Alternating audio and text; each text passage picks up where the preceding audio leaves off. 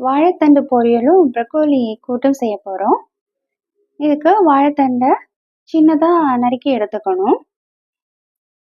அதுக்கப்புறம் நம்ம இன்னைக்கு மண் சட்டியில செய்ய போறோம். மண் சட்டி வாணல் வச்சு, அதில கடுகு, வரமிளகா, கருவேப்பிலை எல்லாத்தையும் போட்டு தாளிச்சு, அதில நறுக்கி வச்சிருக்க வாழைத்தண்டையும் போட்டு நல்லா கிளறி விடணும். அது வேகிறதுக்காக கிளறி கொடுக்கணும். நல்லா வெந்த அப்புறம் தான் நம்ம தேங்காய் சேர்க்க முடியும். இதில வந்து வாழைத்தண்டுல நார்ச்சத்து நிறைஞ்சிருக்கு. இத அடிக்கடி நம்ம சாப்பாட்டில சேர்த்துக்கிறது ரொம்ப நல்லது. இத நம்ம சேர்க்கிறப்போ நமக்கு செரிமானம் சீரா இருக்கும். மலச்சிக்கல் பிரச்சனையும் இருக்காது. சிறுநீரக கல்லுன்னு சொல்ற அந்த சிறுநீரக கற்கள் இயற்கையா அகற்றுறதுக்கு இது உதவும்.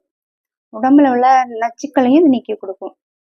விட்டமின் B6 அதில நிறைஞ்சிருக்கு. அப்புறம் பொட்டாசியம், இரும்புச்சத்து இதுவும் இருக்கு. இதெல்லாம் அந்த இரும்புச்சத்து இருக்கிறதுனால பிளட்ல ஹீமோகுளோபின் அளவை வந்து இது அதிகரித்து கொடுக்கும். கொலஸ்ட்ராலு, பிளட் ப்ரெஷரு இதையும் கட்டுப்படுத்தி கொடுக்கும்.